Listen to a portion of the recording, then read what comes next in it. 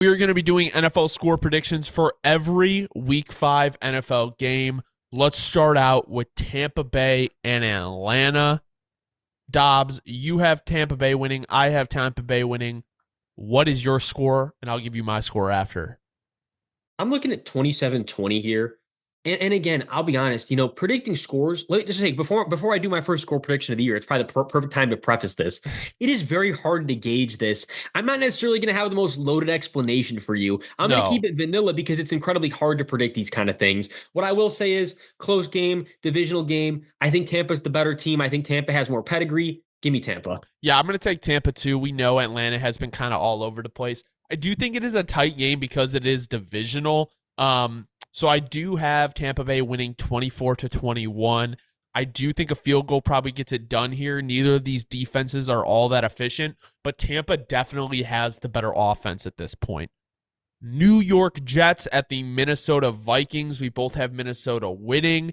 You have them winning by a score of 4 points. I also have them winning by a score of 4 points.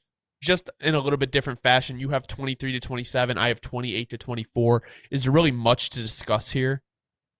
Yeah, no, again, what's there to discuss? I'll leave it at this. We think the Jets are going to show up, play better than people expect them to, and that maybe Aaron Rodgers, if anybody, can be the one to kind of start to figure out this defense.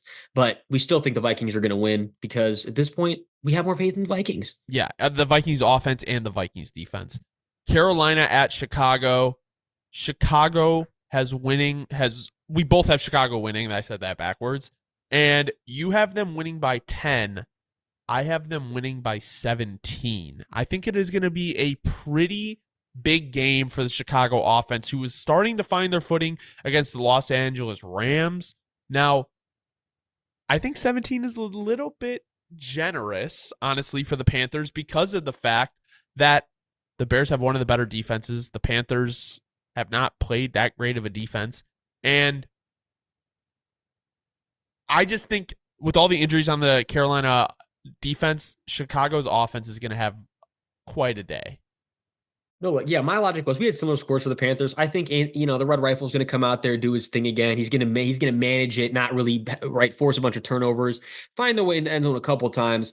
But my logic on why I didn't have the Bears scoring more was kind of just like I still have zero faith in Shane Waldron. Kind of where it's like I don't even really care who they play at this point. When your scheme is as dry, just dry. It's like watching paint dry. It's dry and it's like watching paint dry. I'm trying to combine two things into one. You get what I'm saying. Yeah. Until that's not what it feels like watching the Bears all 22. I'm gonna sit here and be like, yeah, it doesn't really matter what defense they play. Like even if it's a bad defense, I don't know if I can see them scoring more than 30 right now, Hunter. I'm gonna leave it at that. I get that, and here would be my argument. And I lied. The Panthers played the Saints, who have a pretty good defense. They just got stomped out. Like it's almost like but that was we didn't get to see the Red Rifle experience, so it's a little different. Yeah, it is different, and I think I am counting on the Bears defense and the punter to get them pretty good field position this game. So that's why I think I could see them scoring. I think I do see a couple turnovers in this game.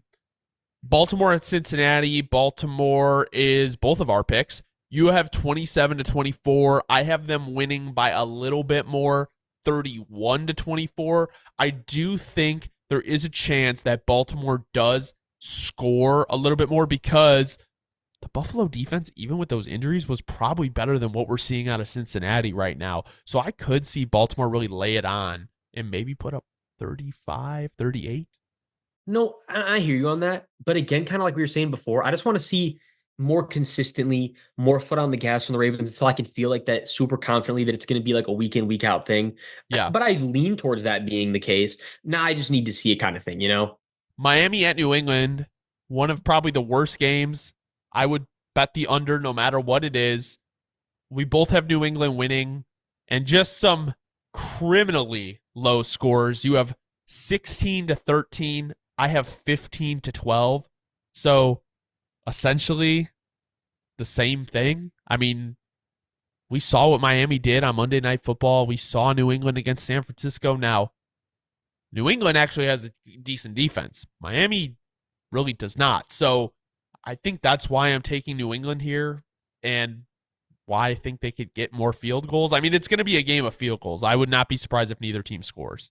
No, turnovers touchdown. and turnovers, field goals, and field position. And to that point, Hunter, I think that the Patriots are going to force it where they back the Dolphins up in their own end zone. You get a punt to the 50-yard line, you get a little 10-yard return. You're in field goal range. That's how I see the Patriots getting their points this game. That's how I don't see the Dolphins getting their points. I'll leave it at that. We have Cleveland at Washington. You have Washington winning by a score of 27-21. Give me your logic here, and then I'll talk about mine because I have Cleveland winning. Look, no, look, I'll be honest with you, Hunter. My logic is that this very well could not happen. This could be the first week where we see the Commanders' offense get to really get not shut out, but shut down. And this looks like a terrible prediction. I'm a hand up guy. I can totally see that happening. But at the same time, all right, flip the card reverse. I don't want to count the Commanders out until they make me. Because I made that mistake before where I count someone out too early and it's not time yet. So I'm going to let them be the one to determine if I'm a fool versus me going the opposite way. And then I look even more foolish, if you get what I'm saying there. Yeah, I know. I have confidence in Jim Schwartz versus a rookie. And the fact is, the Commanders played the Cardinals, the Bengals, the Giants, and the Buccaneers, and none of them have very good defenses. The Browns actually do have a top 12 defense. So I have Cleveland winning 27-24. I think the veteran defensive coordinator forces the rookie into some mistakes, and we see Deshaun Watson pull out a win. Indianapolis at Jacksonville. We both have Indy winning. This is a game I feel like Jacksonville may take, but you have a score of 21-20. I have 24-21. So a close game, I think it'll be. I have more confidence in Indy winning if Joe Flacco is playing, though. Yeah, this is like a slight upgrade over like Miami versus New England. It's like Yeah. this. Yeah, you want to pick two games to watch this week where you might feel like putting on a TV static and watching it instead. Feel free to tune into either of these two. I hope that I'm wrong. I hope we see some fun football. But I'm gonna tell you this, Hunter. Lord have mercy. I don't have much faith that that's the case with this game or the Dolphins and the Patriots. I could see it also where both of these teams are bad, where it's like really high scoring and fun, but I don't have enough confidence in the offenses. Buffalo at Houston. You have Houston winning by a field goal, 30-27. I also have Buffalo winning by a field goal, but 30-28. So essentially the same score. I think Buffalo kind of bounces back after their loss to the Ravens, where I think Houston, they're feeling good, but I don't know if they're fully on track yet. No, when I hear that, again, I think we already discussed on like a previous video, if it wasn't a score prediction. My kind of logic on why I think though that the Texans could win this game and I have faith in them winning it is because sometimes the Bills are weird where super hot stretch, they're unbeatable, right? Nobody's gonna figure them out, and then they kind of like cool off in a really bad way where it almost like evens out the super hot stretches.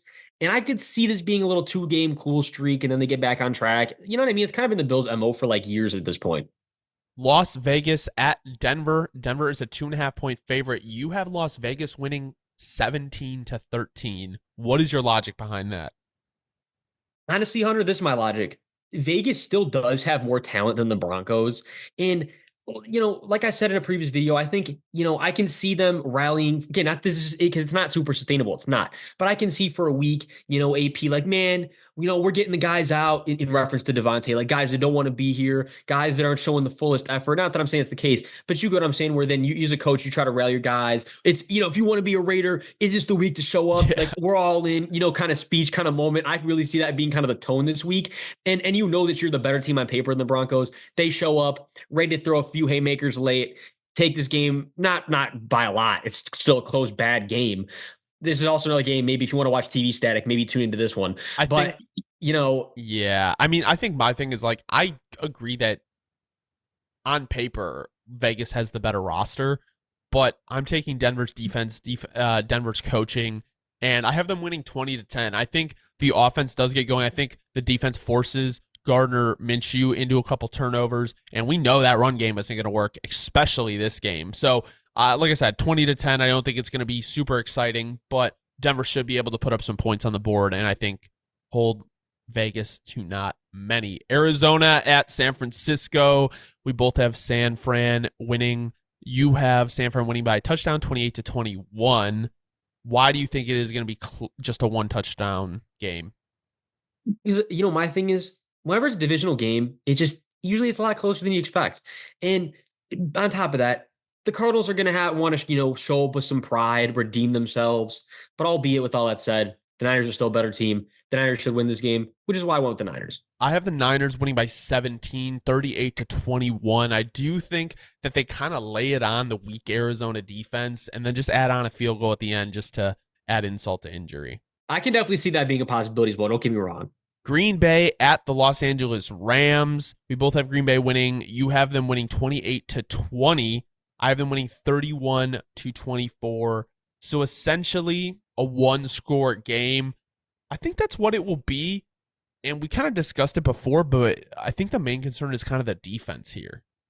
Well, yeah, absolutely. And again, I think too, again, it's like the Rams were, show up with pride. This is still a McVay Stafford team. Show up with, albeit that it's not the same as it was before, but that pedigree that we expect, keep it close. But yeah, again, you're concerned about the Packers defense. If the Packers defense can show up and do a really good job this week, I could see it being more like 23-24-10, right? 24-20-7, but it's on the Packers defense. It's not on the offense at this point. I just changed my score for this game. We have the Giants at Seattle. We both have Seattle winning. You have them winning 31-17. I just changed mine from 28-35. With the way that Seattle played the Lions, I feel like Seattle might have kind of a day here. Well, and on top of that, do you have faith that Giants run game is going to look anything like, right, at this point, do you have any faith it's going to look anything like the Lions? Because I sure as hell don't. And especially if Seattle has their defense back, there's a lot of guys out for injury that could have slowed down that run game. It's going to be an even tougher day for the Giants. Absolutely. Dallas at Pittsburgh. We both have Pittsburgh winning by a field goal. You have it a little bit more high scoring than me, 27-24. I have 24-21. I don't know if any team is capable of, well, I don't know. The Dallas may be capable of scoring 30, but I don't know against the Pittsburgh defense.